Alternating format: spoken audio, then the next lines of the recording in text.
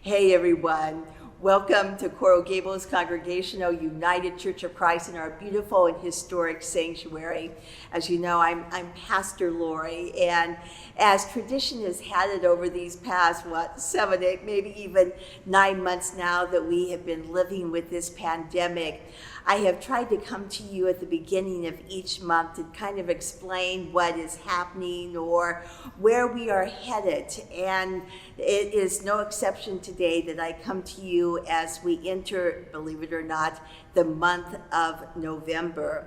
I so wish I had better news. I kind of wish I even had news. We are still not quite sure what we are going to do for November. We do know that the first few Sundays, at least the first 3 Sundays of November, that we will not be having public worship in this sanctuary. We're looking very closely at the statistics and the health data to see what is the best for us as a congregation to keep all of you healthy and well.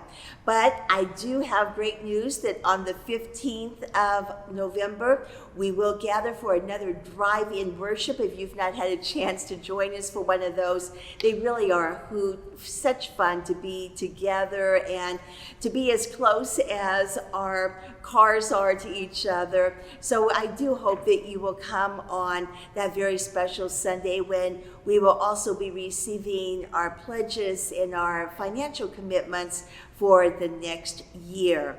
In the meantime, there's just a couple of events that I really would like for you to know about. The first is this coming Sunday, which is just 2 days off from the election, a very important election for our community, our nation, and in some ways, even our world. And I'm going to offer up a tradition that comes from our congregational heritage, that of the Election Day sermon.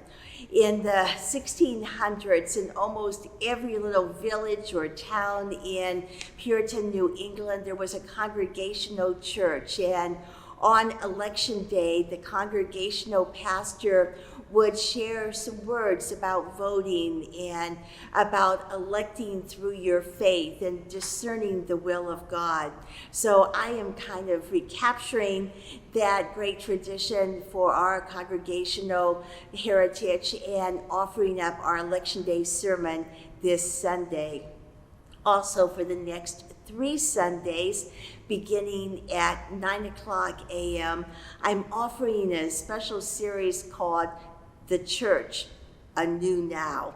And I'm not sure it needs any explanation. We are living in a new now. So what is that going to mean for the church? What does that mean for us as members and leaders? Where are we headed? How will we be the church in this newfangled way of technology and distancing? I really do hope all of you will come, and visitors and guests alike, because I want to hear from you. I'm looking forward to hearing your own discernment, your vision, your ideas about the church in the new now. So if you would like to join us, the link to come on the Zoom will be in all of our social media, as well as in this edition of Laurie's Lines coming out this week. Then finally, I want to encourage all of you to please vote this Tuesday. It's one of the most important things that any of us can do. So I hope you will vote. And during these next weeks of November and December, we are bringing back our morning moments. So we do hope that you will also join us for our morning moments beginning at 8:00 each morning. We would love to have you and to have you join us as a way to begin your day. I think that is all the news I have for you. I wish I had better news to say, come back. We look forward to it. But we are coming back in some what we're calling soft opening ways. So listen to any of our announcements or pay attention to our social media. There is going to be a pep blessing coming up. There are opportunities to gather for grief support and some other ways to be in fellowship, study, and worship with each other.